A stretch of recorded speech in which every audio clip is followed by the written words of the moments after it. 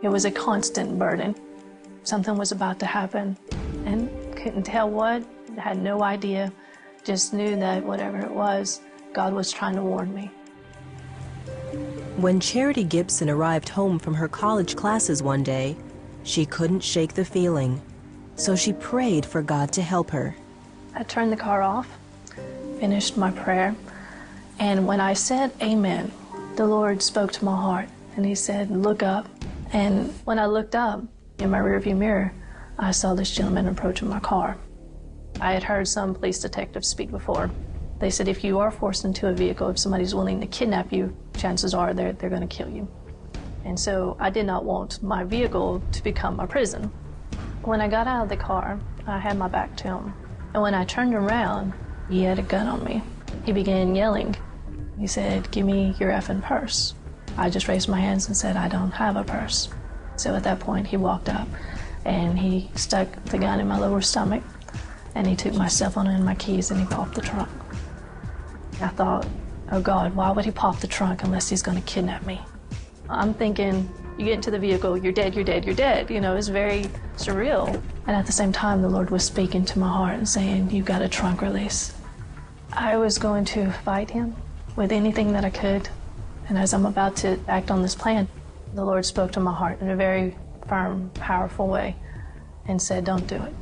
So I climbed into the trunk, and I'm laying there looking up at my captor, and he looks down at me and gives me a little smirk and says, don't effing move and don't make a noise. I don't want to hurt you, okay? I put my hand on the trunk release. I start to pull ever so slightly. And again, the Lord stopped me. I really felt like God was with me even in the trunk. And so I stopped pulling on the trunk release, and I started thinking of the scenarios, what would happen if I pulled the trunk release at that time. Everything ended in me getting shot and killed unless I waited on him to start down the road. Charity continued to pray, this time that God would tell her the right moment to escape. When I felt him slow down, I pulled the trunk release, but I kept the trunk kind of closed. And I had forgotten that a sound goes off in my car. And when the sound went off in my car, he hissed the gas, and I pushed open the trunk and jumped out. Charity saw another car coming up behind her.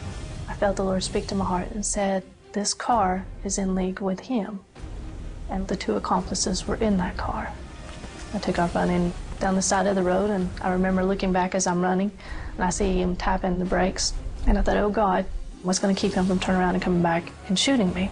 And so I started running through people's yards, in between their vehicles, you know, anything that put distance and objects between me and them. I didn't want to be an easy target.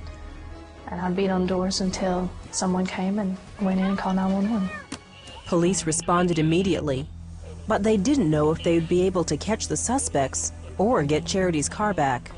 I didn't want this to happen to anybody else. And so I was praying that the Lord would allow them to get caught. The next day, all three suspects were arrested. When the case went to trial and their sentences were being decided, Charity made a decision of her own. I felt God was calling me to forgive.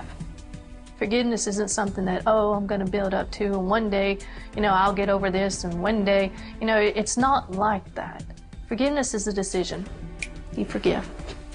You just do it. Charity forgave her attacker and his accomplices. The assailant was sentenced to 10 years in jail and 5 years probation. His accomplices were sentenced to 2 years in jail and probation. If I had listened to myself, what I was planning on doing that day, instead of listening to the Lord, then I definitely don't think I would be sitting here. Pray and trust God. It might not turn out the way that you want, but believe God that He can do what He said that He can do, because He can.